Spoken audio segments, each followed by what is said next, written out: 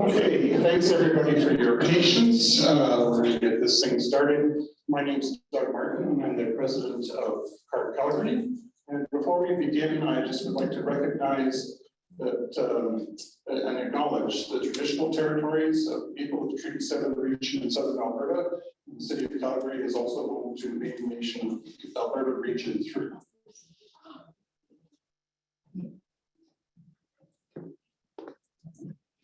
Sorry, that was supposed to be.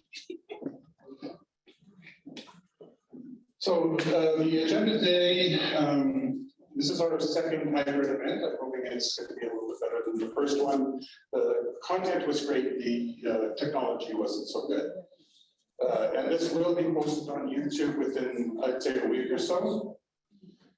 Housekeeping items, bathrooms, Kathy, are... Go straight down the hall and they're on your right, just near the door that you came up and came in. Parking, if you parked in the lot across here, you have to register on the Indigo screen at the front desk. You could get ticketed. Emergency exits, I guess there's back there. And over the front, there's coffee and cookies at the back and magazines. And if anybody here wants to get a deal on your membership, there's membership forms with a discount for events at the back as well.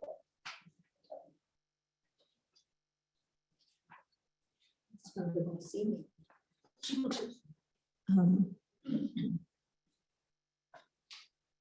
Where's your arrow? Keep that number back. Okay, so just as some introductions, I'd like to introduce the board members. So again, I'm the president, Kathy. Hi, I'm Kathy Seaman. I'm on the education committee. Paul. I'm back here. Jean. Tara. I'm Tara. So I don't think I missed anybody. Oh, hello. Oh, Heather, sorry. New member I didn't recognize. Haven't seen her person. And also like to thank Unison and Kirby for allowing us to meet here on a Saturday. They have to come in special for us, so that's nice. Before we get moving, I'd like Paul to come up and just talk a little bit about our advocacy efforts. Thanks, Doug.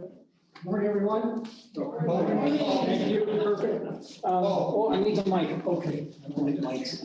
Good morning, everyone. I'm Paul Taylor. I lead the advocacy committee of CARP Calgary chapter. One of the important roles that CARP serves both at the chapter level and the national level is advocating on behalf of seniors to help and ensure they can live their best lives through a whole series of initiatives.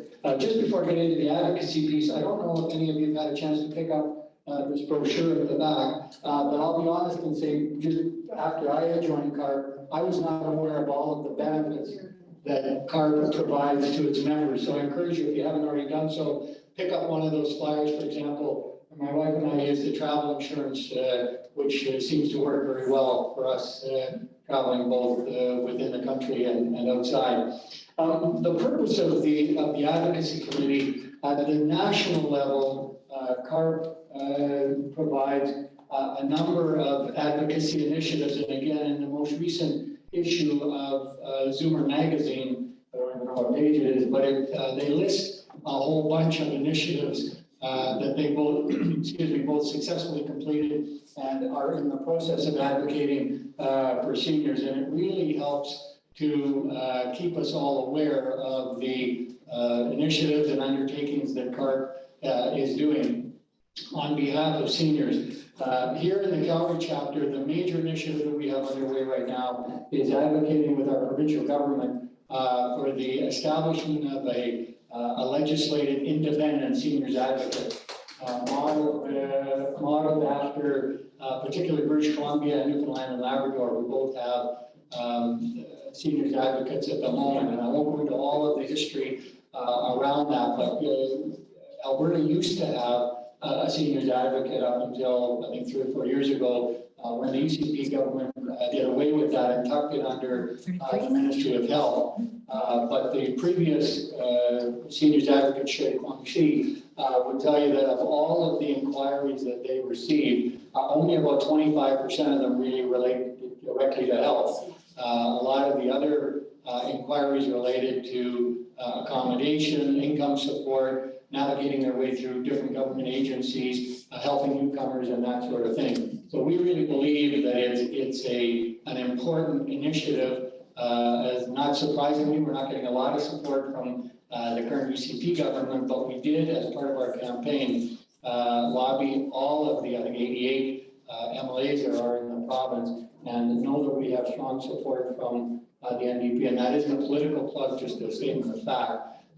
The other thing that we are doing, CARP Calgary chapter is doing, is liaising with a number of like-minded seniors-focused organizations throughout the province, such as Public Interest Alberta out of Edmonton, who have a very effective campaign team on a number of initiatives that they're undertaking, not only in the area of seniors and health, but things like education and so forth. So I encourage you, if you haven't already given CARP Calgary chapter your email address, I encourage you to do so, because we send out through Jean's and the rest of the team's efforts a regular update in terms of the activities that CARP Calgary chapter has underway. So with that, I'll turn it back to Deb. Thanks very much. Jean. Okay. Or Kathy, sorry. Okay, so today our topic for the meeting is downsizing and decluttering. So I have two great speakers here today that will present what we're talking about. So first up, is Esty first? On your slide deck. Oh, it's Julie. Okay, that depended on who I introduced first. So first speaker today is Julie, and she has over 30 years of professional customer service experience and 20 years plus in the real estate business.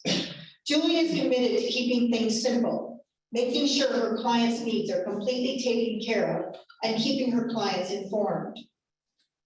When selling, she markets your home to its fullest potential.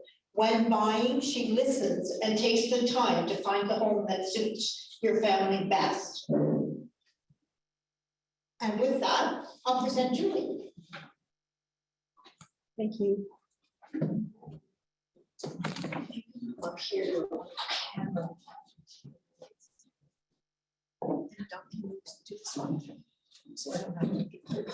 Hello, everyone. How are you today? Thanks for coming. I'm going to be following my slides a little bit on this to decide. So I know everyone's at with planning their retirement and downsizing positions, but we'll start from the beginning. And how would you like me to tell you when to switch slides? Okay, when is the best time to downsize? When you have options. A lot of us end up being in a position where we make our downsizing decisions when we have to.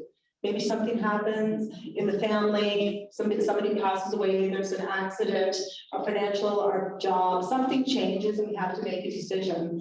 So the best time to make a decision is now. And when I say make a decision, let's make a decision, but it's about thinking about downsizing and starting to make your plans, okay? Next. Okay, this is me. I've been a realtor 23 years. My card's in the back. If anyone has any questions, wants to talk to me personally about what I do, give me a call or ask me any questions. I'm always happy to chat. Next.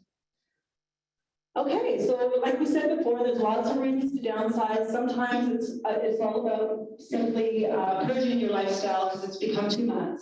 As people talk a lot about that. Cost cutting, saving some money.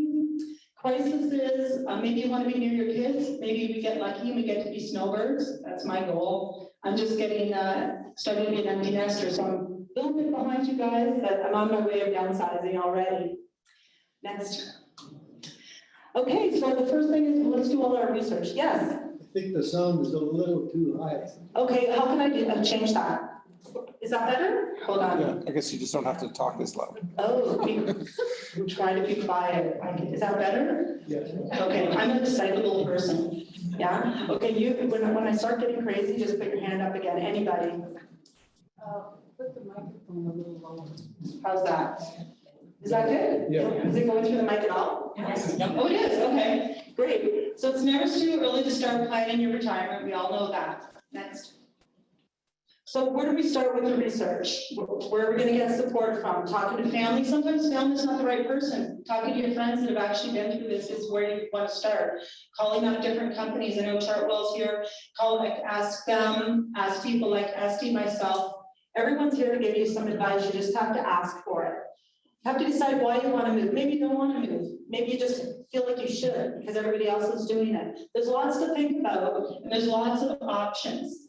What it's going to come down is what you really, really want and what your budget is all about. So sitting down with your financial people is very important. Next, please. Should I move or should I hire people? Well, you know what? You can only give out so much thank yous to family and friends for assisting you. Sometimes you just have to hire people for certain things. So it's good to know what they cost and what your budget is. What do you do with all your stuff? There's so much stuff and the kids just don't want what they wanted before. Where should I move? There's some assisted living. There's, you can buy a house, a smaller house. You can buy a condo. You can move into a facility. Well, some things are really expensive and some things are reasonable. So it's just got to take a look at everything that's available for you. What I can help you with is the buying and selling of a home and answer questions about what my other clients have went through. Next, please. Should you do it with your kids? Who said yes?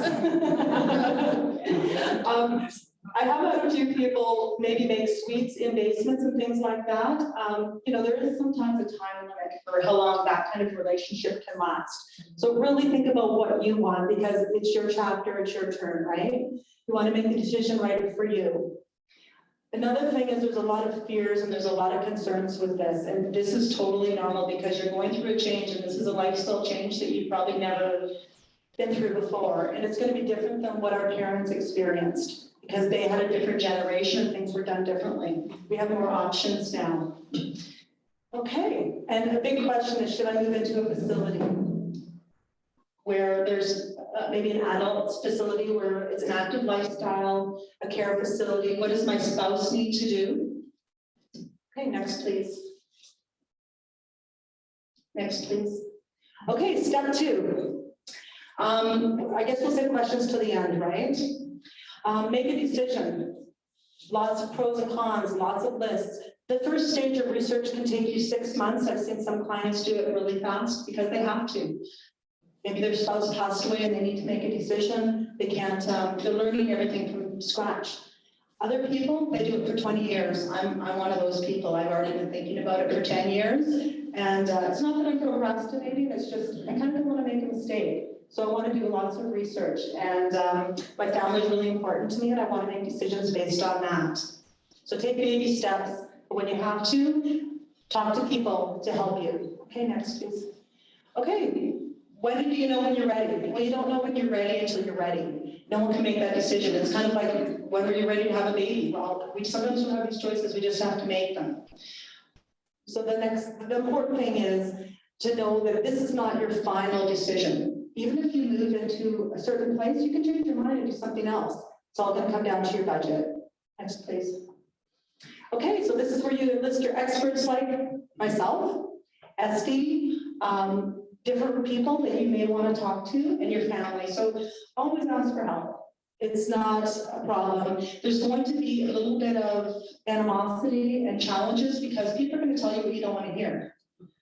And you know, you just have to be able to listen with a grain of salt and decide for yourself what works. And sometimes you have to make decisions that aren't the decisions you want to make. That's why you have people that can help you. Next, please.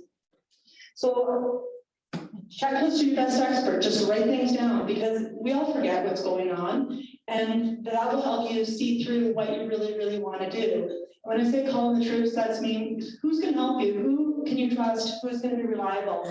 Some of your kids might be, some might not be, maybe none will be. Maybe your friends will, you'll see.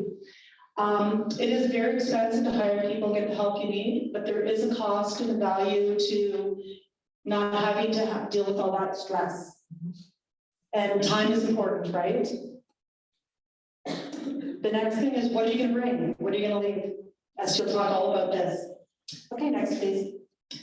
So me as a real estate expert, what I can do is I can help you determine the value of your home, the cost to sell your home, the steps, the process, anything that you need to know along that line. We can also talk about downsizing to a smaller home. We can talk about moving into a rental situation. I would say probably the majority of my seniors that are downsizing, and most of them range even from, I would call even in their 50s, but the majority of them when they're downsizing, they're close to in their mid-70s.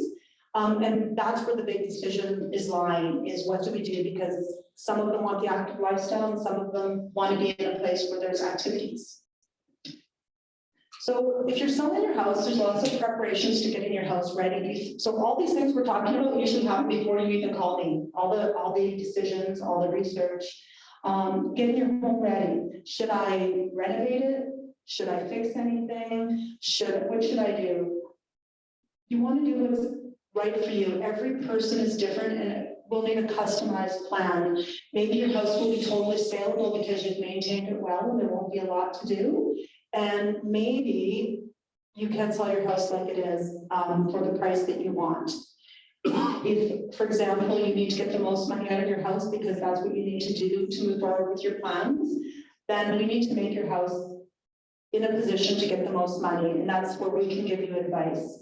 And that can be everything from getting a handyman in to do a little bit of repairs, maybe suggesting that we paint the house, maybe just getting a few little tune-ups done to bring it up to speed. But the realtors will guide you every step of the way. How's the speaking? Is it bad now? It's okay? Okay, good. For you to prepare your home, don't think that you have to get it ready to talk to a realtor. You can call a realtor on the worst day in your house when you're not sure what to do. And they'll start from the first stages, find out what suits your needs and your schedule and your time and who you have to help and what you need. Because there's so many things to consider. So don't be shy about that or embarrassed. I've seen the worst hoarder's house, and I'm sure it's probably not yours. But I will tell you if you're close.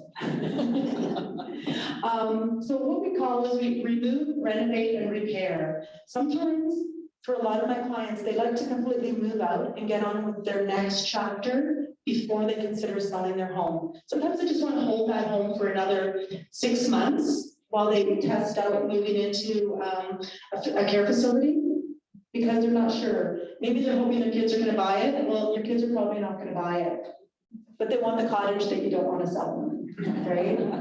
So expect that.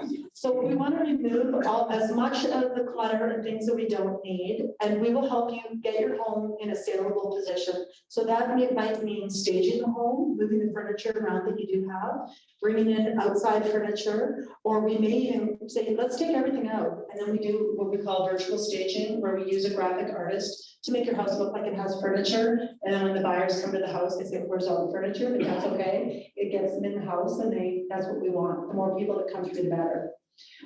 Next, please. Pricing your home. This is always a tough decision, but how we do the pricing is it's all based on your needs and the market. And it's going to be it will change. So if I came to your house today and told you what your house is worth, and then I came there in a month, it's not going to be the same number. It's all based on the competition. Right now, we are in an extreme seller's market, and we have been for a few years. What that means is it's a great time to sell, not so much a great time to buy. But in your case, if you're selling a more expensive home and buying a smaller home, it is an ideal market for your situation, if that's what you're doing. If you're upsizing and buying a bigger house, not so much good for you.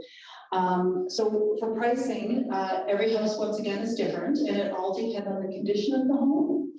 And it will depend on what the buyers are looking for. Because a lot of people want everything shiny and new. And you have to target and find the right people for your home. You have to decide how fast you want to sell your home. So if, for example, you're moving into a care facility already and you've got everything set and they've got deadlines imposed on you, that changes your situation. But if your situation is you want to buy a smaller bungalow, so for more ease of living, less stuff, one level living, which is the majority of what people are looking for when they talk to me, to start out when they're starting in their younger years. And what I find with that is quite often you will want to sell, get your house all ready to sell, so that when you find that right house, you're ready to move on go. In today's market, you are able to buy a house before you sell a house, and timing can work in a seller's market. And I would help you, show you how that works. But if you would have asked me 10 years ago, I wouldn't have even tried to do that because it wouldn't have worked. You would have had to sell your house and then start looking. So you're in a good opportunity. The showings are at your time on your schedule. We have lock boxes on properties, and those are timed, so nobody can come into your house outside of the times that we program as realtors. So for example, people can only go into my listings between 8 in the morning and 9 o'clock at night. They're not accessible after that. And then everyone has to have Face ID to open the lock boxes, so it's very secure. We follow a lot of procedures to make sure that everything is safe for you for the showings, and we book on your schedule. People are inconsiderate though. Sometimes they will give you no notice and want to look today. Other times, they will give you 24 hours notice, but we work on your schedule again. As far as negotiations go, you're always in control, and you get to make all the decisions in negotiations for the sale price of your home. No one will push you. That's why you want to pick the right realtor. Interview at least 3 realtors. Talk to them, pick who you feel comfortable with. Pick someone that maybe your friends recommend. Until you find the right one, don't pick one, okay? Because it's important that you have that trust. So they will work in your best interest to negotiate and get you the right price. And it's not all about the price. Sometimes it's about the possession date. I have sold quite a few homes in the past year where, guess what? The buyers had to take all the stuff. We just left the stuff. So you can buy the house, but you get all the furniture too. So you get all the furniture, and we're taking whatever we want, and whatever's left is yours. We can negotiate that for you. But at the same time, sometimes you want to do the right thing and move all your stuff to where you want it to go. Moving and packing, I highly recommend you hire professionals and don't rely on family for this. And Esther will go through all the details on that. As far as the home closing goes, we will recommend a lawyer, so you will have some costs. The cost of selling your home is realtor fees, and those are negotiable. And when you get serious, talk to the realtors. They don't all charge the same amount, but there are some commonalities on that. So that's one. The next is you will need a lawyer, and the lawyer is going to run you anywhere from $800 to $2,000, depending on who you pick. And there's a lot of different things, so ask the prices before you go. The other cost, if you're selling a condo and you happen to own a condo, you need to provide the condominium documents to the seller, to the buyers. So it's the seller's responsibility to provide those documents, and we will help you with that. Another one is the real property report, which is the land survey, which costs about $800, which you would need that. Once again, we will step in and help you with all those processes. So start gathering up any papers that you have on the house for warranties, work that you did on the house. For example, I sold a house this week, and the lady had put a metal roof on the property that cost $46,000. I know. The buyers were complaining, but because we had that receipt, we were able to hold strong because it was a lifetime warranty. They wanted a $20,000 discount, but I don't know where they came up with that, but we didn't give them a discount because we had a warranty. So those are things that we can help you with. As far as the closing goes, it always happens at noon on a specific day, Monday to Friday, and we try to pick something that works with your schedule. So another example of the same lady whose house we just sold this week, we had a possession date of May 5th agreed in the contract with the option that us as the owners, we could negotiate a later possession depending on our expert that was coming in to do our downsizing, which was going to come and sell all our furniture and deal with everything. And when our expert came in, she said, "Oh, you have way too much stuff. We need till May 23rd. So we changed our possession to May 23rd so that the seller could get into, she's going to Trico. Trico is the seniors facility, and she could do everything she needed to do. So she had enough time. But she, of course, was very fortunate. She had the luxury of help. Okay, next, please. Okay, so embracing your life, this is gonna be one of the biggest steps at the very end because everything's gonna be different. You're gonna be living a different life, it's not gonna be the same. So when you make your decisions, it's important that you are excited about it. And if you are in a position where you don't have a choice and you have to make the decision, it's just the way it is. And sorry, I'm pretty blunt sometimes. I hope that doesn't sound rude, but you're in that position and it's time to embrace it because it's your chapter, right? And get as much help as you can. I think I'm almost done here. Am I almost done? Next, please. Oh, yeah, we're all done. Would you like me to go through questions or wait till we're done with speeches? Kathy, I guess we'll just keep going. what do you want to do, Kathy? We can do questions now, and then we'll have a break for coffee. Okay. Okay. I hope I covered the things you wanted to hear. I was trying to figure out what would be the best. I just found out about this week ago that I was coming because my friend wasn't able to make it. I stepped in for her. Yes. You mentioned earlier that, I mean, there's two choices whether to buy or to rent. Could you give my thoughts on renting later in life is a good idea because that means once you're gone, people don't have, or your executor doesn't have as much to work with, you know. Yes. But what would be your? Can you summarize the question? Yeah. So what she's asking is it better to rent or buy a new place, especially in your later years? If you grab one of our packages in the back, I have a lot of information about that to read that I grabbed online. It's a really good question. When I talk to different economists and financial planners, you are correct. The older you are, the more likely it is better to rent than to buy. It really depends on your specific situation and your finances. So for example, if you're selling your $500,000 home, you can use that money, opportunity cost, to invest it somewhere and live on part of the rent.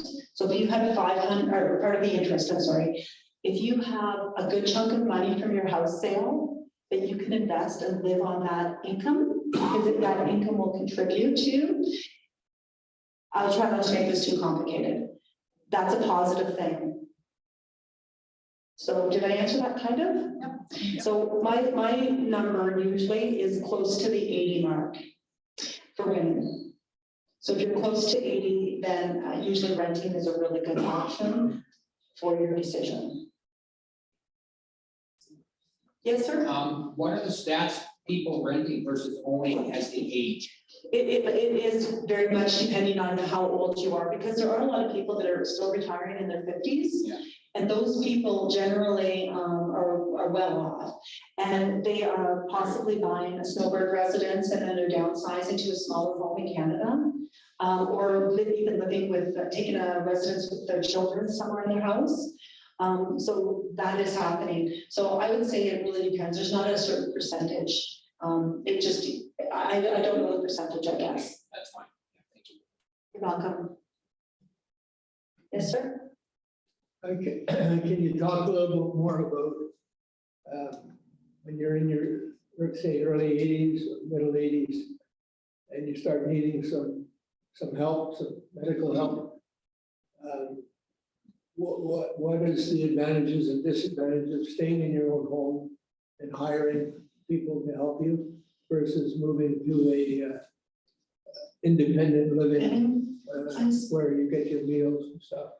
What is the two options? How do you see those two options? So did everyone get the question there about downsizing versus and moving into a facility? What's the benefit of moving to a facility or staying in your own home? So for me, both my parents have passed away, and we had decided with them that they would both stay in their home, and they both did pass away in the home. We were very fortunate because we were able to help them. So it really depends on your support system, but we literally had 8 different people going to the house every day in my mom's later years for the last couple months. And that was, we had, somebody coming in to make sure she got up, somebody coming in to make sure she ate, lots of different things. But that was, you really need a good support and you need someone to manage that. So if there's nobody to manage that and be your cheerleader or your advocate, it's very hard to stay in your home as you age further and need more assistance. But a lot of people do feel comfortable staying in their home if they can. Another thing is, I would not recommend staying in your home if you do not have a support system or a strong friendship circle. It's better to move where there's other people, because statistics have shown that people do live longer if they have a social network and a support. I remember when my mom was in her 70s, the doctor, she was a smoker. And she said, you know what, I think I'm doing it. I'm gonna quit smoking. And the doctor said to her, you know what, you need to have more socializing. That will do way more for you than quitting smoking. Smoking will be too stressful. But don't follow my words here. This is just what her doctor told her. So you know what mom did? She had coffee dates, 5 coffee dates a day. She believed that having coffee with her friends gave her that extra 10 years. I don't know. My dad thought he got an extra 10 years because he went to Florida. He was a snowbird, went to Florida, and he stole an orange off the neighbor's tree every year. And he said, when I stopped stealing oranges, that's when I started getting old. So I said, I don't know.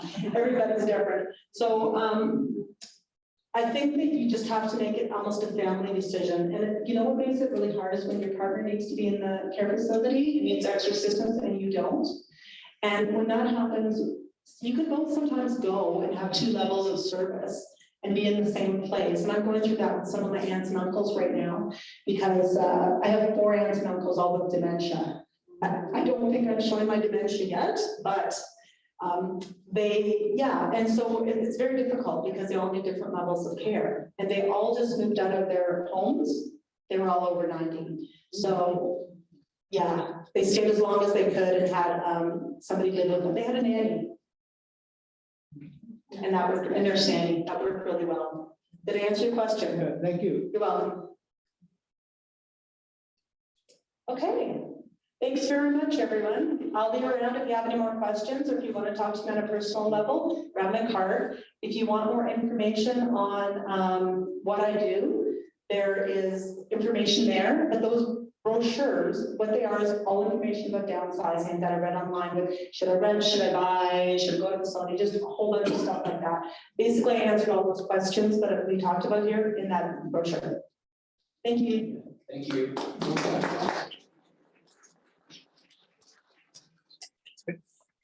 Thanks, Julie, for your great presentation. That was very helpful for all of us. And sir, the last question, Tara, who is part of our executive committee, could deal with that question further. So if you want to ask her also. The other thing I'd like to recommend before we go further, anybody that's looking at moving someplace else, is the Unison Kirby's directory of the different housing facilities. I'm sure lots of you have looked at it in the past, but it's a free thing. There's copies here, there's copies at Co-op usually, and it's got lots of very good information. We'll have a break before Esty speaks. 15 minutes, okay. Yay. Okay, welcome back, everybody. Our next speaker of the morning is Esty Watson. She owns and operates YYC Downsizing. She's a proud Calgarian and Albertan and a dog lover. Me too. She assists her clients with their transition needs. She says, our clients say it is nice to have us around. She engages with her clients in a respectful, friendly manner. The team is well equipped and knowledgeable to make it so much easier for you. She has a background in the retirement community and has gained valuable knowledge of the industry through that. Her clients benefit from her deep understanding of how things work. I give you Esty.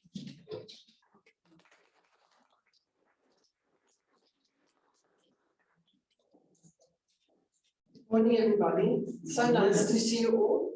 I want to say well done for coming. As we were saying, it's good to start gathering information to make those decisions, because they're going to come your way whether you like it or not. Important to know is maybe just that. If you don't make the decision, somebody's going to make it for you. If you say your things are very important to you, better you be involved in the decisions that it's not that you get to the stage where you can't make decisions and then maybe somebody just comes in your home and packs up the whole house and sells or donates it. So that's just a little bit in the beginning. Okay, so downsizing, just some tips. I always tell my clients, tackle the difficult tasks first. I've lost my. Oh, you want to go back? Sorry, not a problem. Tackle the difficult tasks first. They talk about that we have the most energy in the morning. So maybe if you say you allocate a day, sorry guys, but it's actually snowing outside.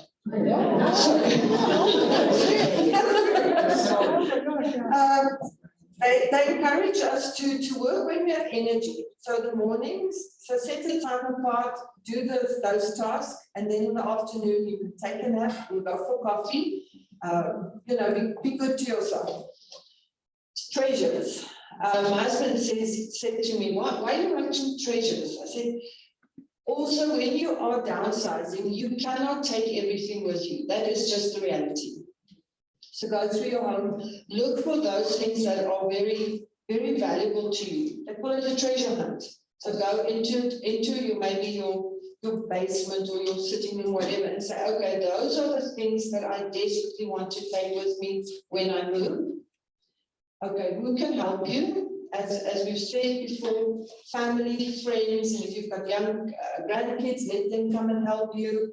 Of course, businesses like myself that does this for a living, we can assist you with that as well. I'll talk a little bit more about this just now. Measure your achievements. Again, I want to really encourage you. Be kind to yourself. This is not easy. This is really a difficult time that you're in, but you can be resilient and you can really make it a good experience, as traumatic as it might be. And this could be by measuring, okay, I've set myself a goal of doing the books in the house for this week or this month. I've done it. Well done, a pat on the back. Or if somebody is willing to come and help you, say to them, okay, if we can do this part of the work today, that would be great. I'll stick you for a coffee or for Timmy's or something, Okay, now we can go to the next one, please. Okay, I also said there, a plan is better than no plan, even if you have to change it. So maybe you decide to give a specific day in the week to do the downsizing, maybe on a Monday. If you have to change it because you've got a doctor's appointment, that's not the end of the world. A plan is at least you're getting focused on what has to be done, that you can change it. Okay, so here's again some tips. You can go by room, and I suggest if you're doing this on your own, start in the basement, start in the garage. Well, the garage is not a room, but an area. So start there where it doesn't affect you so directly. So maybe a kid's room, maybe a study. You can do by category, like books, clothes, tools, sport equipment. Again, then you're going to see you making a difference. Or you're getting somewhere. Find a dedicated space where you can sort like with like items. So this might be in the basement or in the garage, whatever is easier for you. So you could have the bins there, keep, donate, junk, family, or maybe that you can sort the stuff. But if I say like by like, maybe get all the books together, put your chair close, then you go through, okay, I used to do a lot of knitting, not doing so much knitting anymore. Let me let those books go. I keep maybe one special one. Or I used to like to do woodwork. Let me keep that 1 or 2 books. Okay, we can go to the next slide. Unwanted belongings. I would encourage you to get family and friends to come and have first dibs, first choice. So also timeline, know how long you have. Some things are more pressured for time sensitive. Something that's not so time sensitive. Maybe say to your kids, look, I'm thinking of moving. Why don't you come and look at the pictures or paintings that I have? I've got some really nice ones. It would make my heart really feel good, if I know you want to keep some of that, or furniture or whatever. Charities to donate to. So I work with the Center of Newcomers and with Habitat of Humanity, with some Ukrainian communities. Of course, then there's WIMS, there's really, we are spoiled for choice in Canada and in Calgary. On the 22nd of April, there is Samaritans that are having their semi-annual sale.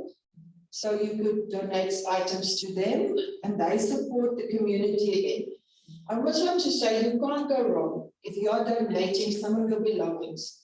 Sometimes I would say maybe a golden rule. If something is really tattered, something is broken, dirty, you can't expect somebody, if you don't want to use it, you can't expect somebody else to use it. But there's so many good, valuable items in your home. Imagine a person coming from the Ukraine that come with suitcases. They will be very happy for a warm jacket, a warm pair of shoes. So just close to Chinook Mall, there's like a warehouse run by Ukrainians. So they use volunteers to pick up items that you don't want anymore. They do ask sometimes for pictures before they will commit somebody to come and fetch it. Then it was encouraging for me to see. So then it goes to this warehouse and on everything, so it's quite big, but on most of the items, they will have a little sticky note. So it will say somebody's name, maybe Joseph. So then Joseph chose to take this item.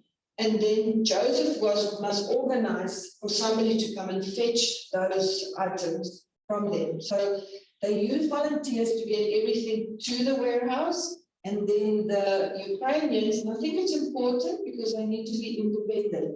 They must then arrange, as soon as they have an apartment, to take that furniture to them. So you can really see your donation, what it means to people. And I mean, there's even toys, and there's bedding, and there's everything. So that was really wonderful. If you've got really very valuable items, it can go to auction. I use wall auctioneering. So a couple of practical tips. Just know they take 30% commission if they sell an item. You have to get the item to them. So if you've got a truck or something, and you can get it to them, then that's good. Or you must pay somebody to get there. They do it once a month. So what's good is they've got a very big platform of people that they email. So they have got more people with money. So if you've got a valuable item, somebody that has got money is going to buy that item maybe for $1,000 or $2,000. So think about that. And you can also email them maybe with a picture of your item and say, look, I've got this really beautiful dinner service or something. Would you be interested to take it to auction? And what do you think the value will be? And they will give you an idea. Of course, it's not perfect. It might not sell, then you have to remove it. Or they might say to you, you know what, let's keep it for the next time.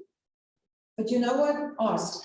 Let people tell you what they think. Okay. Of course, jump to the landfill. This is what we often find maybe in your garage, some the paints and the garden tools or things like that. What we've also done in the past, garden tools, we will call the community gardens and we will actually donate to them. And they're very, very grateful to receive those tools and even soil and things like that, because then they don't have to go and buy it. We give to new immigrants, I've mentioned that. Okay, now you want to sell items. You can do a garage sale, an estate sale, you can sell items online. If you talk about estate sale, that's normally contents of a whole home that will run over maybe 1 or 2 days. Garage sale, I even saw one signed up in my neighborhood already. And my husband loves going to garage sales. I think it's because he talks to people. He gets to know get to know the people. And I don't think he does a lot of buying. He does a lot of talking. That's good. Yes, which is good. Yeah, very good. Is there another, if you lift the slide up a little bit, do I have another point there? No. Okay, you can go up. So the next two slides says cost of downsizing and cost of not downsizing. So I wanted to share that it is my opinion that there's always a cost involved. If you buy a home, there's cost. There's a cost to put furniture into the home, to maintain the home, okay? So now you basically, you've built this beautiful place where you and your family live. Now you are busy unwinding it, okay? So it's going to cost money. So cost could be your time and energy. I spoke to Rudy and he said he had done everything himself. That's quite an achievement. Friends and family, you can get them involved. It's their time and money. I had a client a couple of years ago. She said when she moved from her family home to a condo, her family helped her. She said it was one big fight. Because then this person will say, okay, on Saturday I'll be there. And then he says, oh no, my kids have got hockey. I'm not going to be there, but the sister is there. You know, they can be fighting. She said, I had to buy so many meals to keep them happy while they, you know, while they were working. And so, of course, also, I think if you're a working person, your holiday time is so important to you. So now so I'll tell you another story. Okay, well, let me first finish the first one. So this client of mine, she moved from her home to a condo. When it came that she moved from a condo to the retirement community, she got us involved and she said she was going to rather pay a professional to do it. So she told her family, okay, on the 1st of May, I will be in Chartwell. You can come and visit me. And she said it was a lot less stressful because they were not involved. There was no fighting. Everybody was happy because the kids would like to help you, but maybe they haven't got the time or energy to do it. Okay. There'll always be junk removal fees, whether you get a big bin to put outside and you fill that, or whether you take by a pickup load. You know, the minimum fee is $25. It can go up to $100. If you're getting rid of like a fridge, if there's Eon gas in it, you're going to pay a bit more. If it's a mattress with steel in it, you're going to pay a bit more. Talk about mattresses or beds. Normally, charities will not accept it. Okay. So then, if it's badly marked or doesn't look so great, it goes to the landfill. It's not nice to say to people sometimes, but that's the reality. The Ukrainians will take it if it's still in a good condition. So if you feel, look, I've bought the twin beds and my grandkids never slept on it, they might be a good option if you want to, you know, make it last a little longer. There's a commission when you sell items, whether you pay it to online business or online auctioneering business or like to Halls auctioneers. I'm a professional to do the work. Because it's so labor intensive, it's not cheap. You're right, it's not cheap. But I always say to my clients, the difference between you doing it, your family, and my team coming in, for example, is that within 1 week, we can achieve what you are doing over 6 months. So we get a result much faster. Okay, good. Go to the next slide, sorry.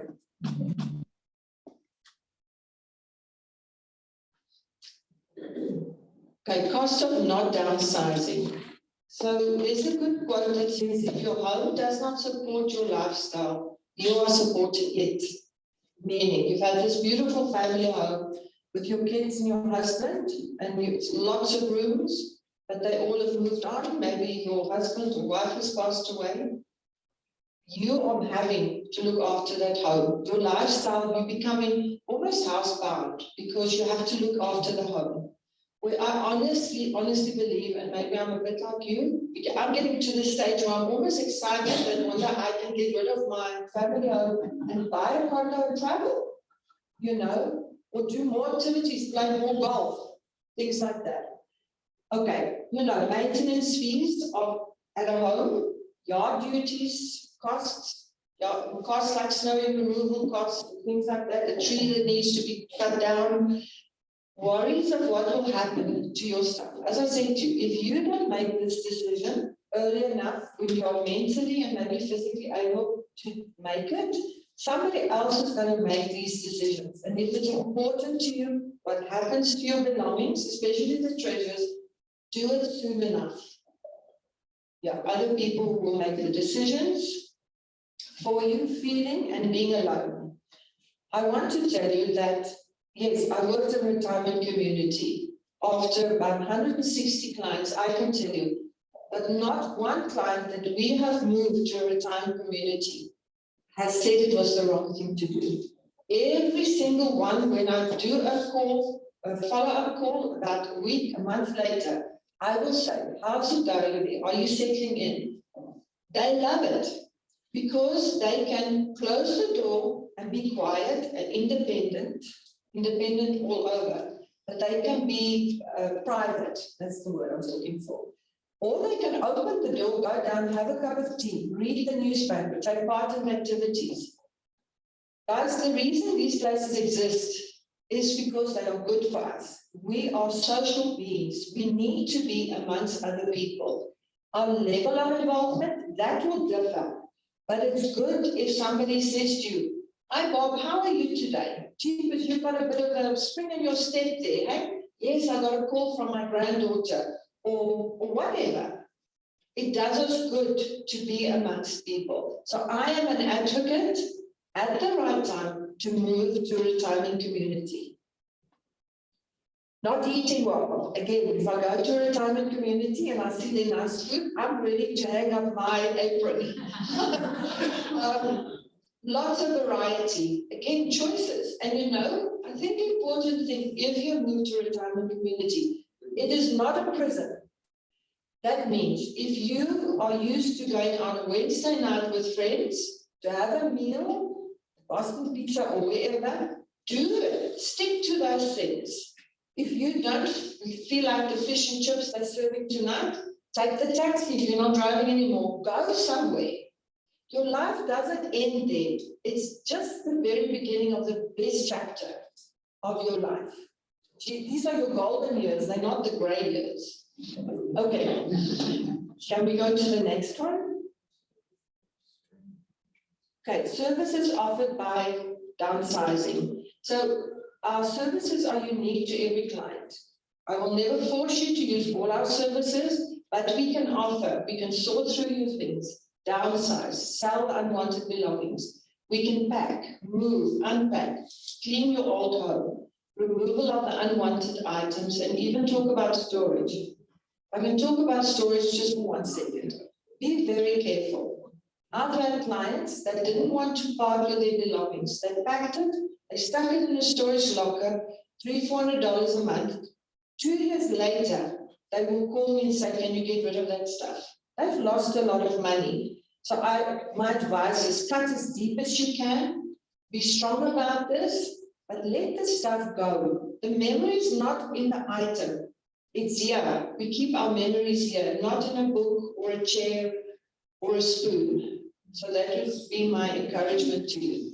Storage, we do provide a storage locker. What we do for client maybe is have sold their home and they have maybe 2 weeks later, they're only moving into their next property. We can store your furniture for you and then we can move it to your next home. I think that is the last slide. Okay, you can call me. So the consultations are free. It's about an hour long. We will talk about what is the best option for you. And yeah, then we can help you if it's necessary or if you want us to. Questions? No. I'd like to add a little bit more on to what you said, seeing I have the experience to go through. Is that okay? Of course. Okay.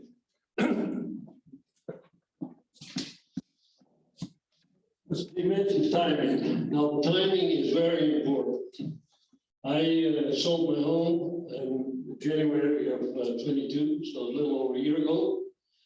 But I made plans to sell my home about 6 months before that. I talked to my family and I said, okay, this is what I had. I lived in a split level home. I had a garden. I like gardens. I drove vegetables and stuff like that. I had a nice front yard. I had lots of flowers all the time. I was very well known in the neighborhood for that. So I had a lot of tools to take care of this. So I said to my family, I'm planning to sell my home in the beginning of next year.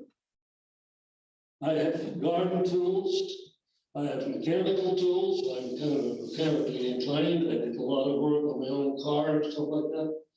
I had a garage, dispatch garage, with a fence device in there. I had scale saw and a lot of equipment.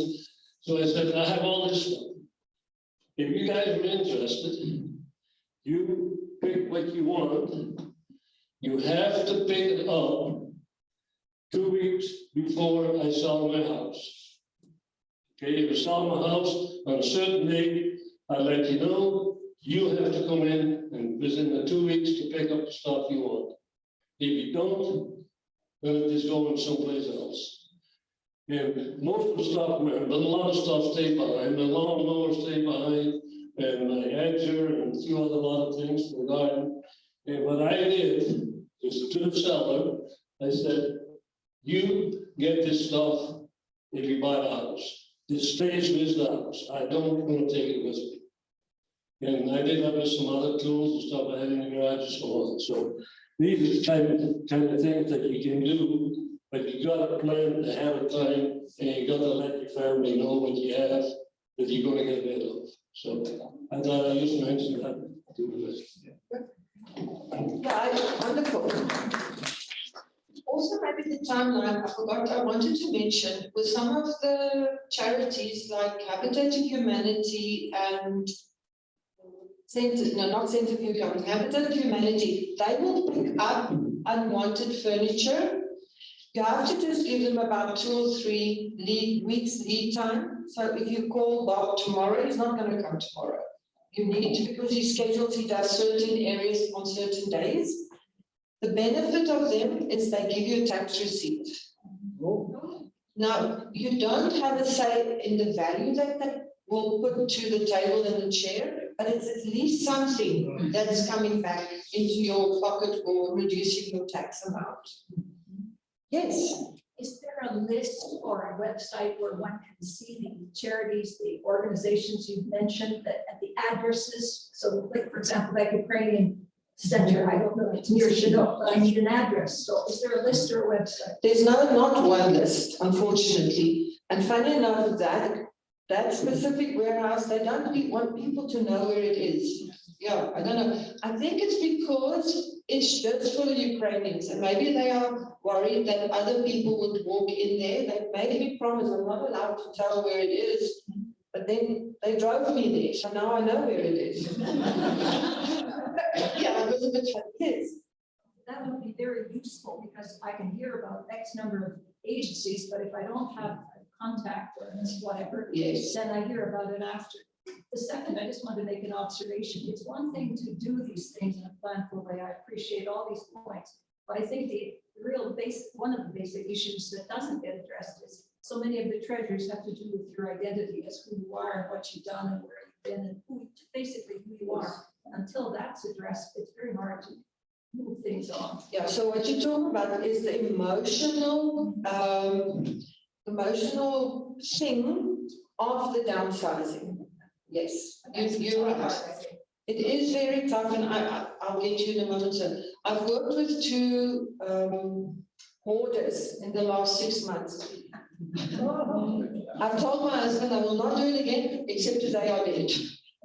Because there's this strong emotional connection, whether it's a pin or whether it's a bottle top, because they think differently about things, So I agree. That's why I think if you give yourself enough time that you can deal with those emotions, and you know what? If your eyes are bad, you get a pair of glasses. So maybe if your heart is a bit sad, get somebody to talk to, a professional person, and say, I'm going through this. Give me some tools to deal with what I'm going through. Yeah, we had a bunch of furniture people away, and I went to all these websites. Every time you click on it, it goes to, I got junk, and they cost you Money. money. Every one of them, none of them would come and pick it up like they used to. But I believe there's just one charity, and I can't remember what it is. So I you think know, it's through Venus that will come. Words will also, the Diabetic Society will also, it was because of COVID. A lot of them stopped doing it.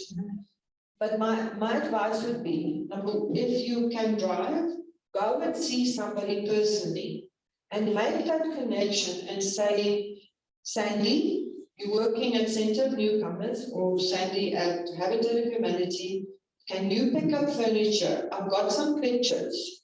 Yes, I can. No, I can't. So, as I said, doing this is going to cost you something, either money or it's going to cost you energy and your time.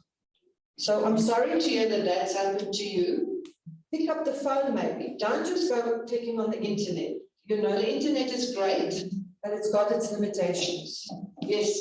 What I found in trying to get rid of stuff right now is that I have mobility issues. They won't come in the house. Yes. They want you to haul it to the curb, Yes. and I can't. I have stairs, Yes. and I can't do that, so I don't know who's calling. So we could do that, for example. So you pay per hour, we can haul the stuff out.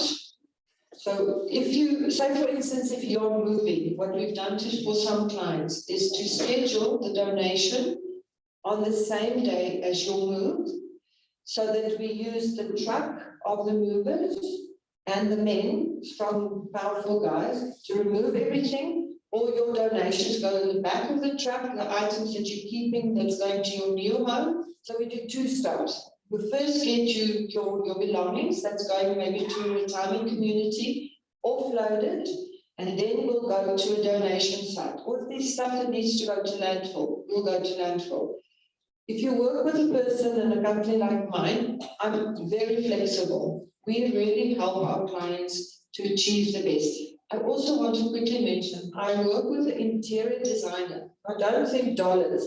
What she does, if you wanted to come, I never force it.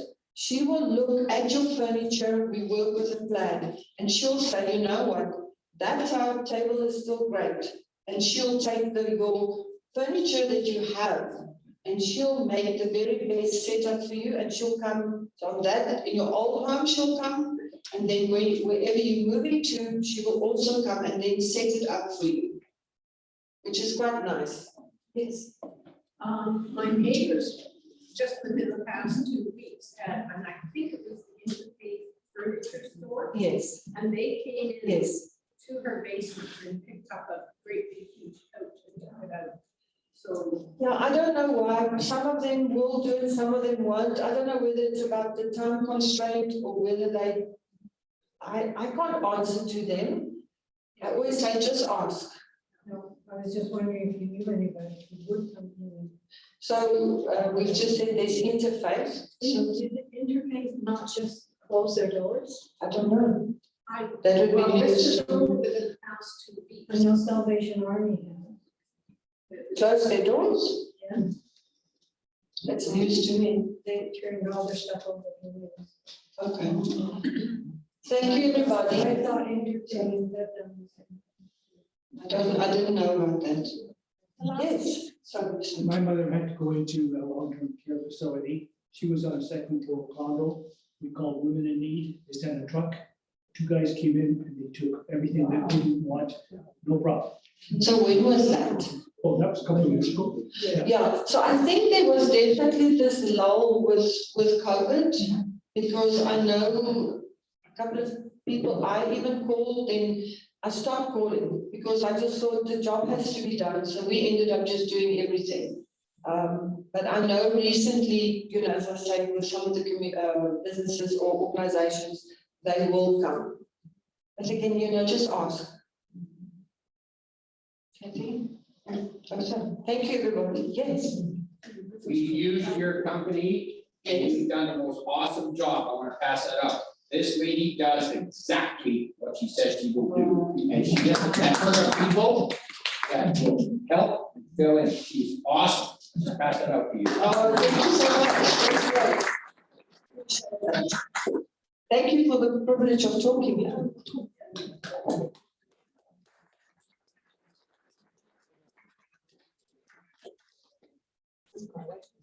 Thank you, Esty. That was great. It'll give all of us some place to go, right? Something to do, some thoughts on what we're gonna do with the rest of our lives, I guess.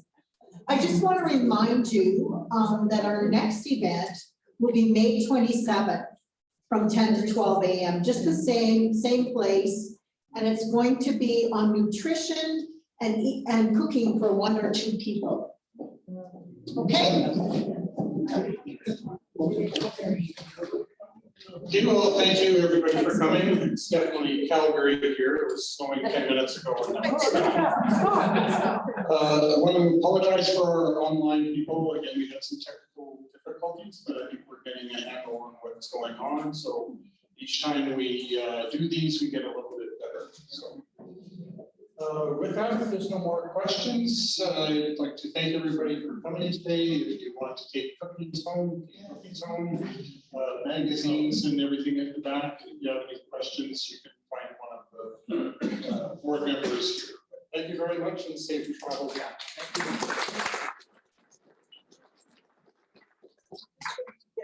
One of those.